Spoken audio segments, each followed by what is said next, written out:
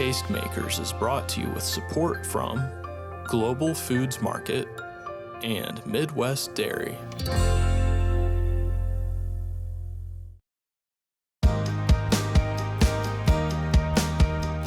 Shrimp is far and away America's favorite seafood, but the vast majority is imported from overseas and farmed unsustainably. So what is a shrimp lover to do? Well, with the rise in domestic aquaculture, local sustainable seafood might be closer than you think.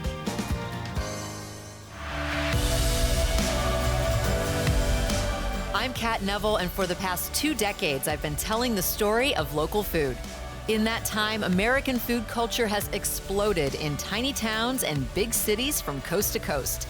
In Tastemakers, I explore the maker movement and take you along for the journey to meet the makers who define the flavor of American cuisine.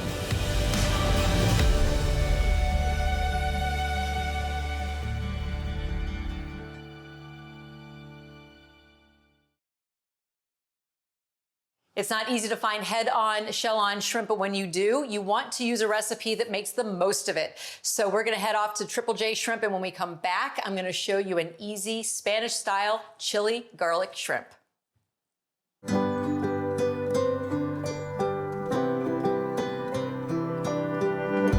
We are an old farm family. When we were children, we started out in the fields. When we were 10, 12 years old, they had us sitting on a John Deere, planting, cultivating. We were always raising row crops, corn, soybeans. The idea for shrimp farming came from my dad, who was reading an article in the Soybean Digest about how they were trying to make a shrimp feed out of soybeans. That perked his interest, so we started doing some research into shrimp farming. Found out you actually can do it inland.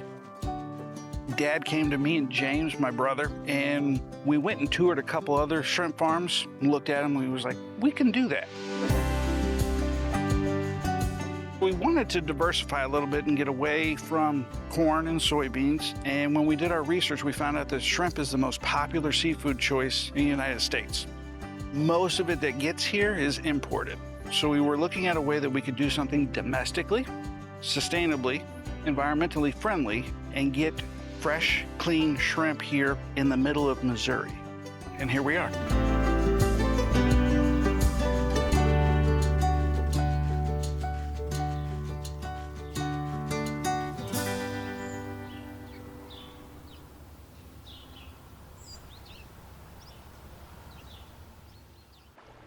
Our shrimp are Pacific white-leg shrimp.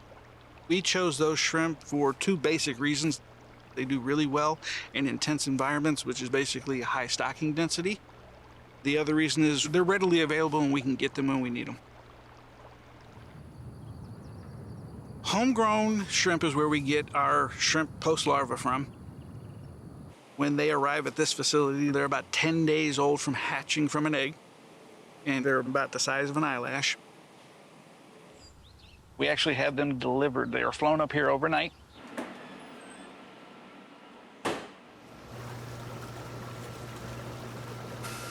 So we're inside of the farm. It is a balmy 80-something degrees. It's very humid. Why does it have to be so warm in here?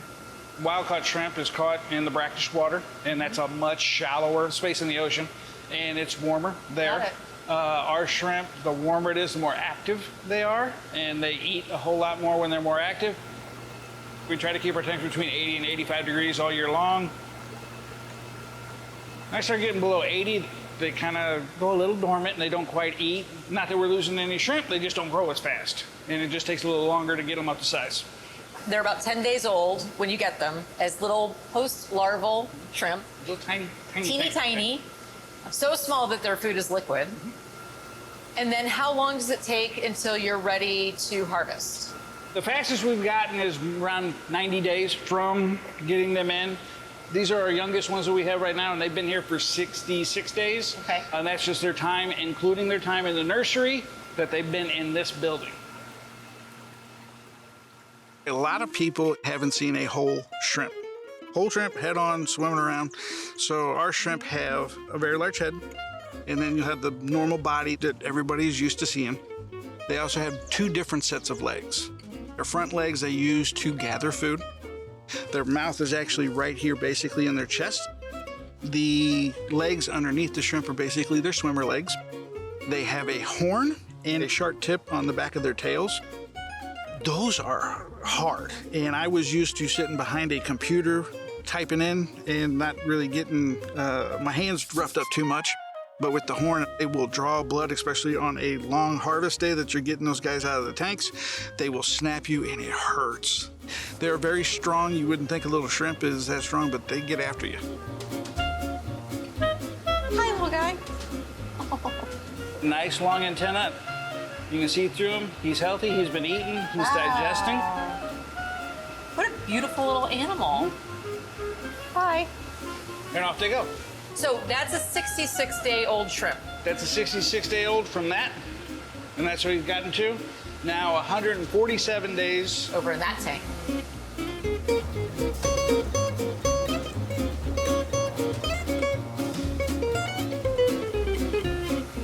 That is a big shrimp. And they're strong, aren't they? Yes, they're strong. Just totally translucent. Oh! And there's about 40,000 of them in here. And they live in here until they're ready for harvest, and off they go. All we do is monitor their living conditions, make sure that they're properly fed. Those are our feeders right there. Just an old school clocking mechanism and a feeder belt that holds their feed. So over a 24-hour period, this belt will wind up, drop that feed slowly into the tank. That's actually better for us than hand feeding because shrimp are grazers and they eat throughout the day. If you add a whole bunch of feed to the tank at one time, you actually reduce your dissolved oxygen that you have in the tank. Oh.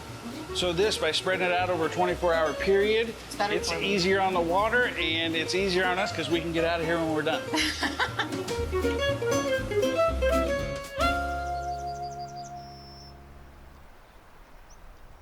The way that Jeff farms is sustainable. He uses this system that's called biofloc, and he also recycles his water, which means that there is virtually no runoff that he has to dispose of.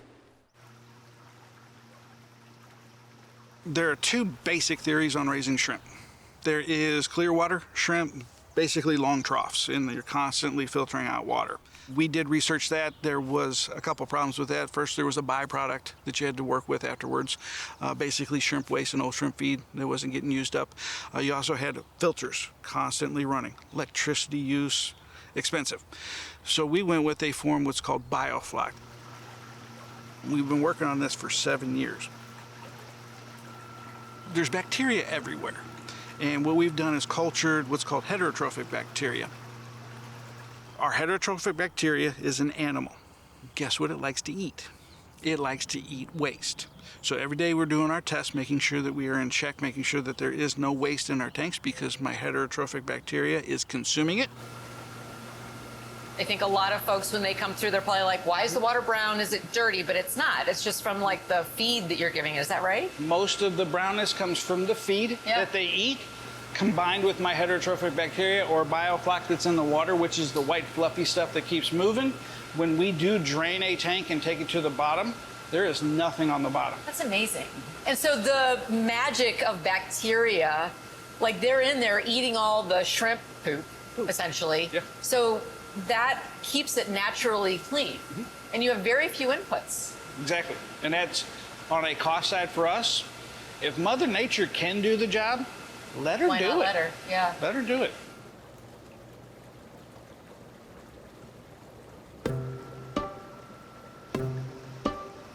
What's the volume of water in all of these tanks?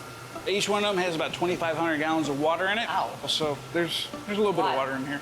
Well, but the thing is that you're recycling the water. So you pulled that much water out to start the farm, but you don't consume much water to run the farm. Every week we'll top off the tanks. We add about an inch. That's why you can see my little lines right here that we have on the side of the tanks. I know when I'm low, that's when we add water to the tanks. But as far as the discharge, no. And you use well water. We do. So using well water means that it doesn't have like the chlorine and fluoride and all that kind of stuff. When starting up a shrimp farm, a well is very, very important. We also, the first step we did was send off our source water for a testing to see what was in it. That helped us develop what we needed to do for as far as the filtration system. Yeah. And basically the only main thing we needed to take out was iron. Other than that, we were pretty well good to go, so we had pretty good water here. I think a lot of people also, because we are overfishing our oceans and rivers and streams, they look toward aquaculture, but a lot of aquaculture isn't sustainable. This is, but kind of explain how the aquaculture is done in some of the shrimp farms in Southeast Asia. A lot of that is done outdoors. A lot of that uses their natural resources as far as the land next to the ocean. They will basically ruin that ground by pumping salt water into it. Basically, it kills the soil. Because they will build ponds next to the ocean, stock it with shrimp and other things from the ocean, use that until that pond dies, then move further upstream. And when they do that, that ground's dead, and they've salted it. Vegetation won't grow there, so you can't grow cattle or any other livestock, so you basically just ruined that whole spot. And here, you're in a building that's 164 by 84, 14 pools, the same water, and we can do roughly 5,000 pounds a year. Now, farming shrimp isn't as easy as just throwing feed into a tank. You have to constantly monitor and adjust the water to make sure those shrimp stay healthy. I do 11 different tests on every tank every day. We test for temperature, dissolved oxygen, salinity, alkalinity, pH, nitrates, nitrites, ammonia, carbon dioxide, biofloc, which is our heterotrophic bacteria, and mortality. Those are the tests that we do, and those lead us to what we would do with our 4 inputs. Our 4 inputs that we put into the tank are feed. We will put in simple syrup. That is a supplemental feed source for our bacteria. We will put in a probiotic. That is dried bacillus or the active culture in yogurt. We will also put in, on a needed basis, sodium bicarbonate or baking soda. And that just helps us control our pH and our alkalinity of the water. If you run a shrimp farm properly, you can keep everything in check and everything in balance. It changes over time as you're harvesting shrimp out or when you're stocking at the beginning, because your target is always moving, and each tank is different. My Excel spreadsheet on my tracking, on our testing, is ridiculous, but you have to watch that, because if you lose shrimp, you lost money. So you don't want to lose any shrimp. So make sure that you're making the right decisions on your water quality and on your shrimp health to make sure everything goes right every day.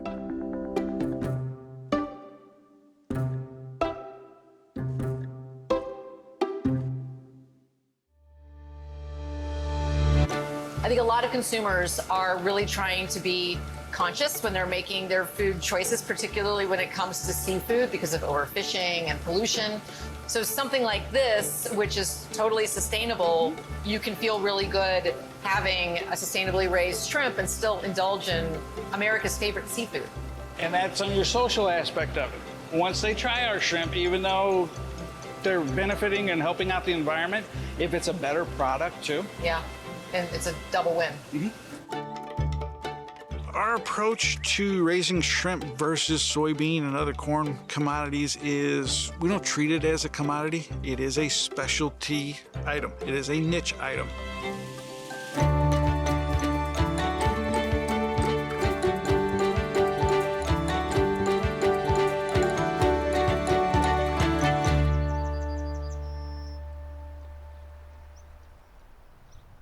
As the demand for sustainable seafood grows, more and more entrepreneurs are getting into the shrimp business. And so our next stop is at Homegrown Shrimp, a commercial hatchery that ships shrimp across the country.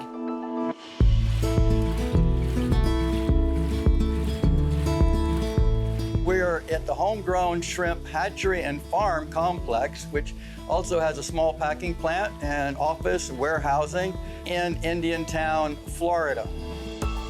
We consider ourselves sustainable because we impact no oceans. We are inland. We do not use any marine water, and we recycle all of the water that we use. We capture all the waste, and then those wastes are properly disposed of such that it doesn't impact the environment. We use only disease-free animals here. It is, under most definitions, I think, as sustainable as we can envision sustainable to be today. before we came, when I looked at the industry in the United States and in Europe, what they lacked was a good animal.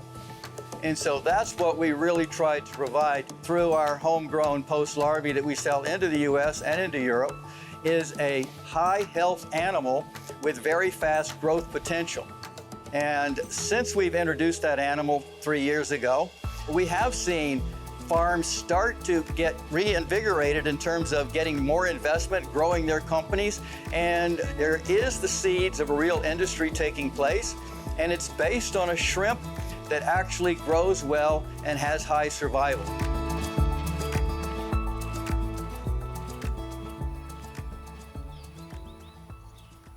It used to be that tuna was the #1 seafood in the United States. Today it's shrimp.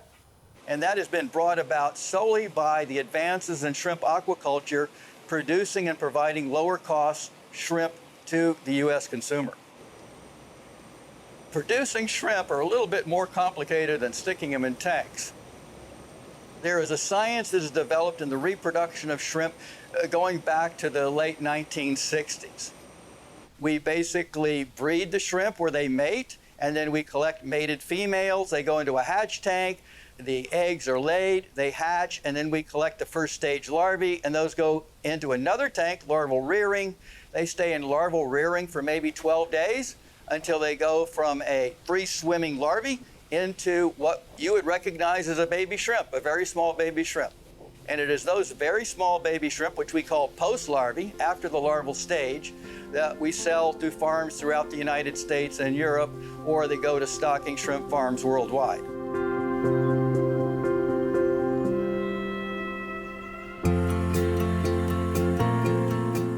Growing up in Florida, when shrimp were in season, because it was all wild shrimp and there was only certain seasons where you could get shrimp, we would have a boil, we would eat shrimp on a Sunday. It was a big time for the family. My father, he brought the first shrimp farm that was in Panama City, Florida, a newspaper article, maybe in the late 60s, to my attention one Sunday, and he goes, "This is fantastic. If they farm these shrimp, you realize we can eat year-round. It won't be seasonal." And that just kind of stuck with me. So my whole life has been pursuing basically shrimp to allow people to enjoy shrimp at reasonable costs, year-round, anytime and anywhere. And I think that's what probably drives me most.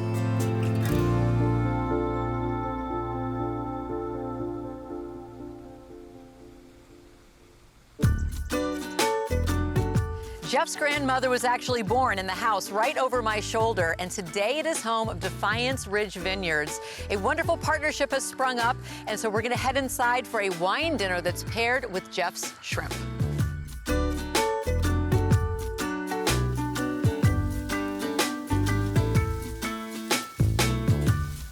So we're here tonight for one of Defiance Ridge's monthly wine dinners, and this time it's all focused on Triple J Farms shrimp. How is this shrimp different from something that you would get from one of your restaurant suppliers? Well, first off and foremost, it's fresh. It's literally fished from the farm an hour or so before it makes it to us. When I receive it, I actually receive it on ice. I mean, it's still alive. There's nothing fresher than that.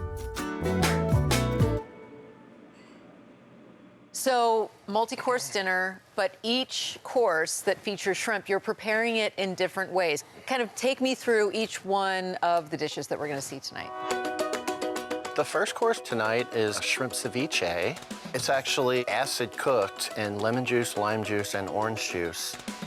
And the texture of that kind of cured shrimp is going to be completely different from, for example, the blackened shrimp that you have with the pasta, right? Absolutely. I will be cooking that on a flat top griddle. The shrimp is so fresh that it literally cooks in minutes. And the wontons, are those kind of like your ode to a crab rangoon with shrimp? Basically, the wontons have celery in them. They have peppers and chives, a cream cheese, a local Prairie Breeze cheese that I serve out here. It's deep fried and garnished on a tile with several different sauces that are spicy and sweet. The final course is your take on a surf and turf. It's a beef tenderloin, obviously. That's going to be hard seared in a cast iron skillet. It's being served with a Duchess potato, which is basically potato that has egg yolk and it has nutmeg in it. The shrimp is actually sauteed in garlic, and it's going to be hit with our house Chardonnay, a little bit of lemon juice, salt and pepper, and a lot of butter.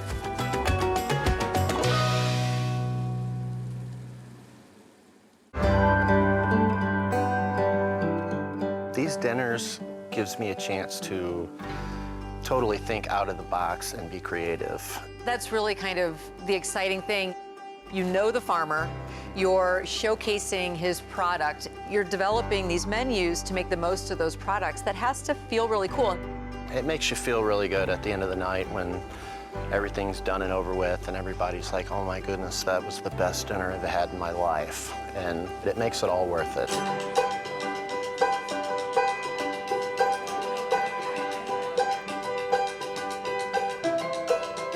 We're having one of our farmhouse dinners right now at Defiance Ridge Vineyards. I grew up in the middle of Missouri. Actually, this area right here is where I spent most of our summers. This house right here, my grandmother was actually born in, and they turned it into a winery. So it's really cool that we get to share what we do now as far as the shrimp aquaculture with a dinner like this. Jeff, I want to introduce you and let you talk about your process. Good evening. How's everybody doing? Beautiful day. At Triple J Farms, we raise Pacific white-leg shrimp. The shrimp that you guys are gonna have tonight came to us from a hatchery outside of West Palm Beach, Florida. Thank you for having us again.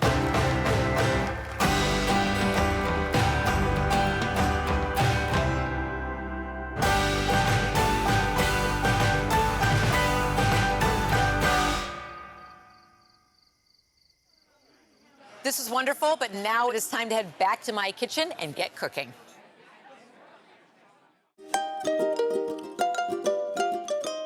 So here I have 2 pounds of incredibly fresh shrimp with the heads and the shells on.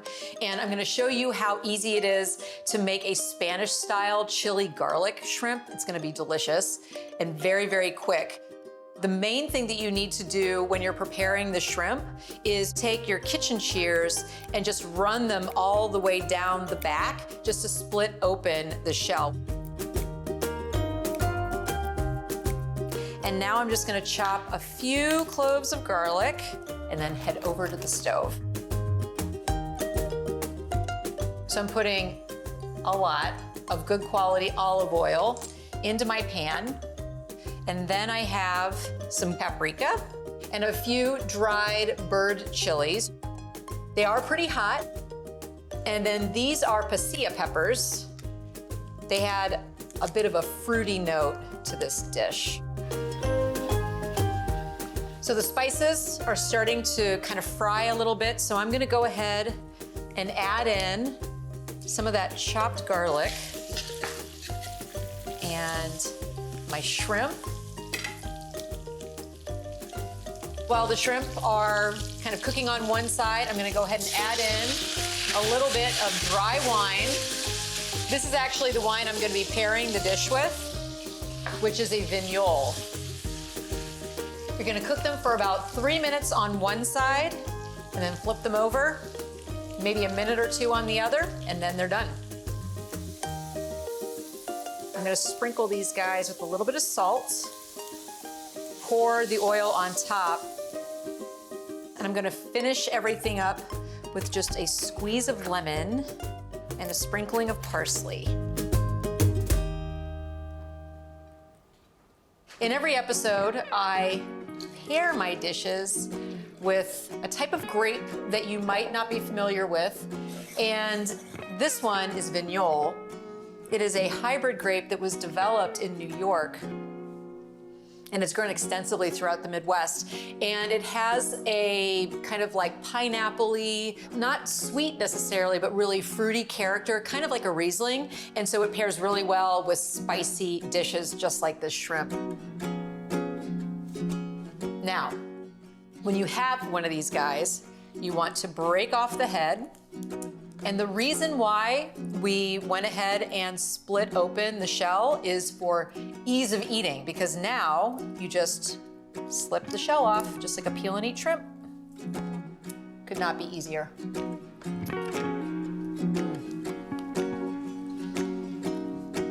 Head-on and shell-on shrimp are not easy to find currently, but as the inland shrimp farming industry grows, you're gonna be able to find shrimp like this that are incredibly fresh all across the country. So cheers to inland shrimp farming. If you are looking for this recipe and also some information on Vignol, just head to our website. Thanks for joining me, and I'll see you next time.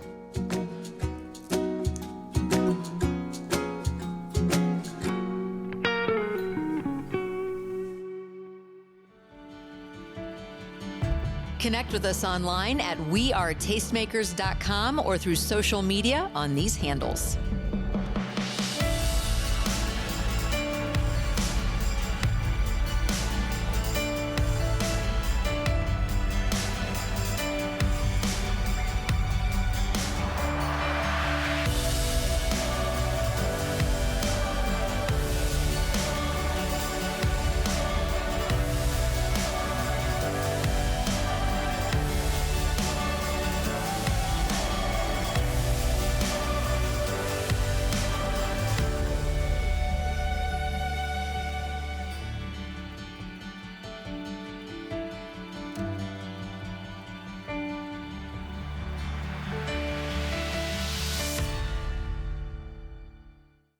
Tastemakers is brought to you with support from Global Foods Market and Midwest Dairy.